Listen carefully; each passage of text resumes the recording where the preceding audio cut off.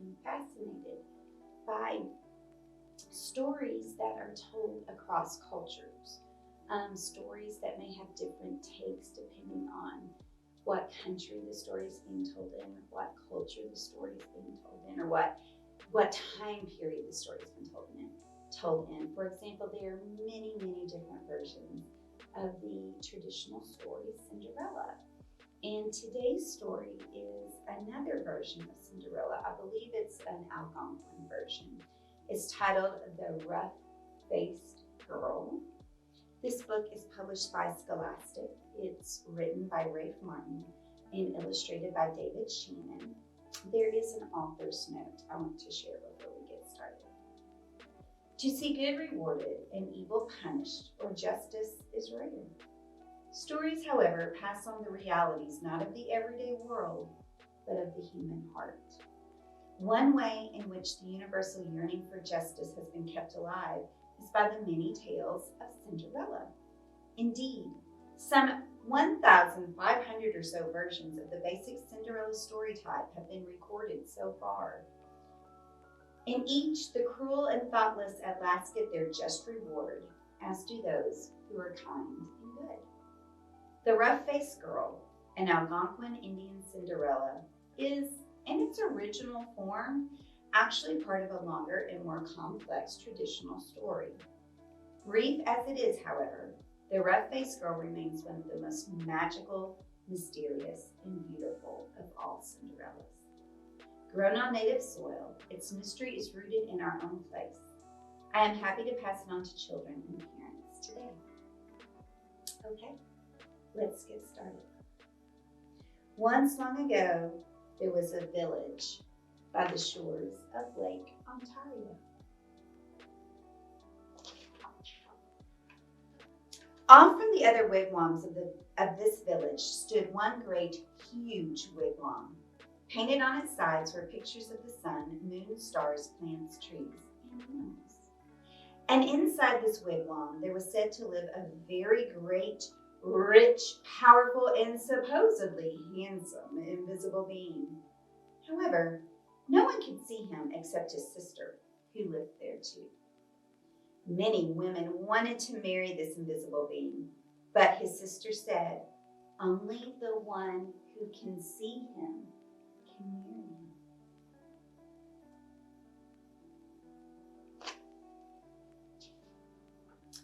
him. Now, in this village, there lived a poor man who had 3 daughters. The 2 older daughters were cruel and hard-hearted, and they made their youngest sister sit by the fire and feed the flames. When the burning branches popped, the sparks fell on her. In time, her hands became burnt and scarred. Her arms, too, became rough and scarred. Even her face was marked by the fire, and her beautiful long black hair hung ragged and charred. And those 2 older sisters laughed at her, saying, "Ha ha! You're ugly, you rough-faced girl." And they made her life very lonely and miserable indeed.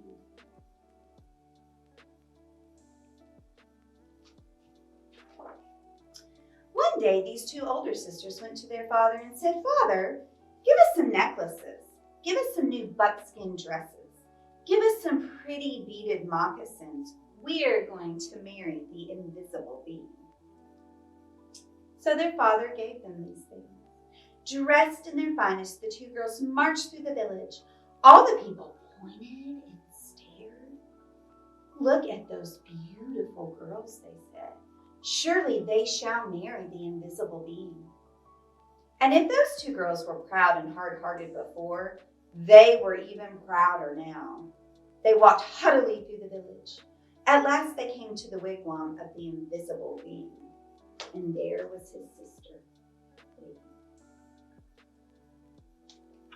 This is one of the best illustrations of walking haughtily I have ever seen.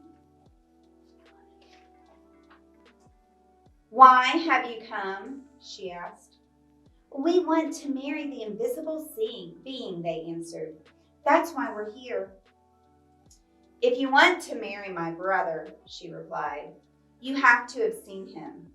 Tell me, have you seen the invisible being?" "Of course we've seen him, they insisted. Can't you see how pretty we are? Can't you see the beautiful clothes we wear? Oh yes, anyone can tell that we've truly seen the invisible being. All right, she said quietly. If you think you've seen him, then tell me, what's his bow made of? And suddenly her voice was swift as lightning and strong as thunder. Look at her. She obviously means business. It is bow? They stammered in surprise. His bow. We know. But turning desperately to one another, they whispered, what shall we say? Let's say it's the oak tree. So they said, it's the great oak tree.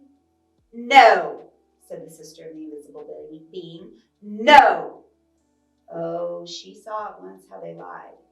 Tell me, she continued, if you think you've seen my brother, the invisible being, then what's the runner of his sled made of?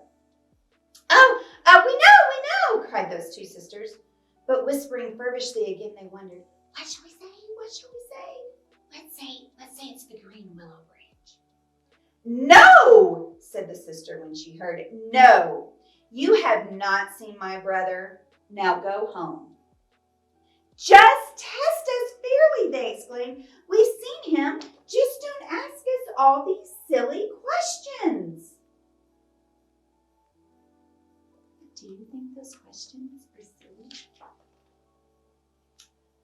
All right, said the sister of the invisible being. Come with me. And she took them back to the great wigwam and sat them in the seats furthest from the entrance, the guest seats. Soon they heard footsteps coming along the path. Then something stepped inside. Though they heard breathing, the two sisters still couldn't see a thing. Suddenly a great bow and a beaded quiver of arrows appeared in the air and were sat down. But though those two girls sat there, their eyes wide, all through that night, they never saw a thing more. And in the morning, they had to go home, ashamed. You can see the bow, you can see that quiver of arrows, you can see the sisters, but I can't see the invisible being. Can you? The next day, the rough-faced girl went to her father and said, Father, may I please have some beads? May I please have a new buckskin dress and some pretty moccasins? I am going to marry the invisible being, for wherever I look, I see his face. But her father sighed. Daughter, he said, I'm sorry. I have no beads left for you, only some little broken shells. I have no buckskin dress, and as for moccasins, all I have left are my old, worn, cracked, and stretched out pair from last year, and they're much too big. But she said, whatever you can spare, I can use. So he gave her these things.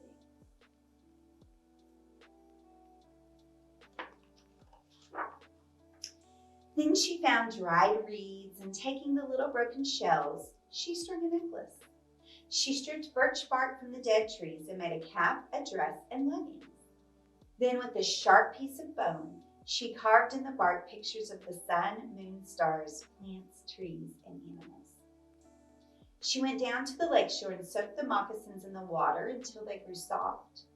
Then she molded them to her feet. But they were still too big, and they flapped like duck's feet as she walked.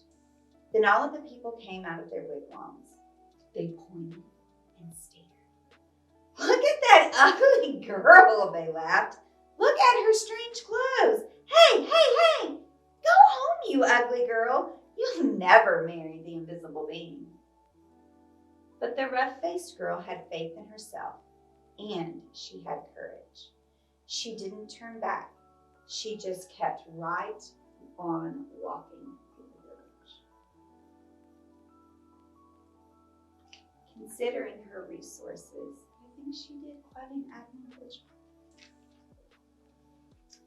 As she walked on, she saw the great beauty of the earth and skies spreading before her. And truly she alone of all in that village saw these things, the sweet yet awesome face of the invisible being. Do you see a face? Do you see the face of the invisible being?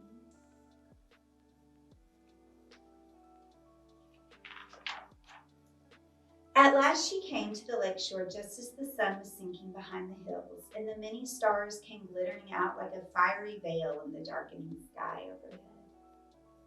And there, standing by the water's edge, was the sister of the invisible being, waiting.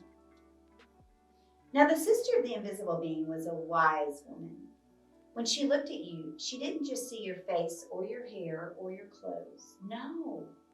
When she looked at you, she would look you right in the eyes, and she could see all the way down to your heart.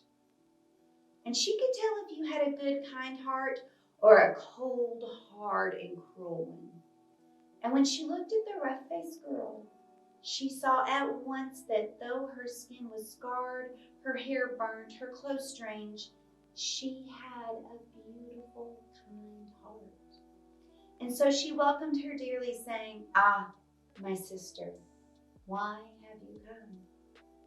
And the rough-faced girl replied, "I have come to marry the invisible being." The sister still means business.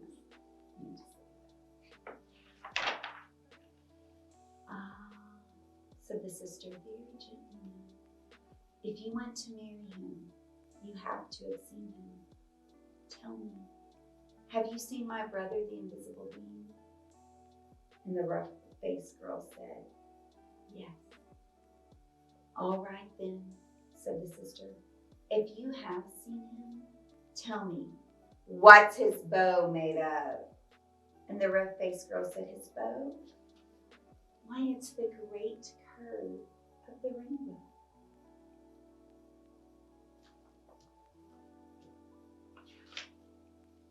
"Ah," exclaimed the sister in excitement. "Tell me," she asked, "if you have seen my brother, the invisible being, what's the runner of his sled made of?" And the rough-faced girl, looking up into the night sky, said, "The runner of his sled? Why, it is the spirit road, the Milky Way of stars that spread across the galaxy."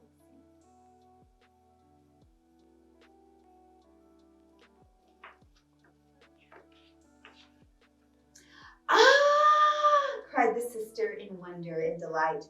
"You have seen him. Come with me."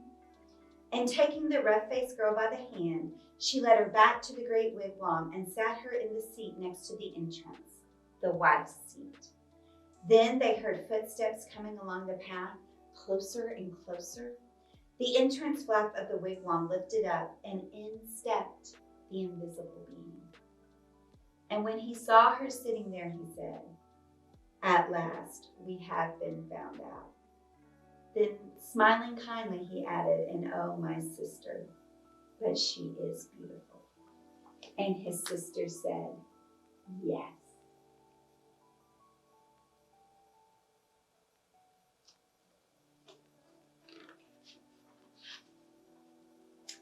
The sister of the invisible being then gave the rough-faced girl the finest of buckskin robes and a necklace of perfect shells.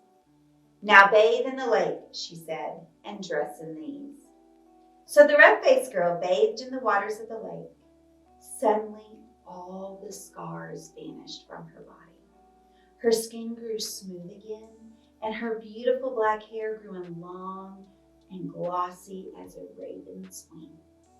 Now anyone could see that she was indeed beautiful, but the invisible being and his sister had seen that from the start.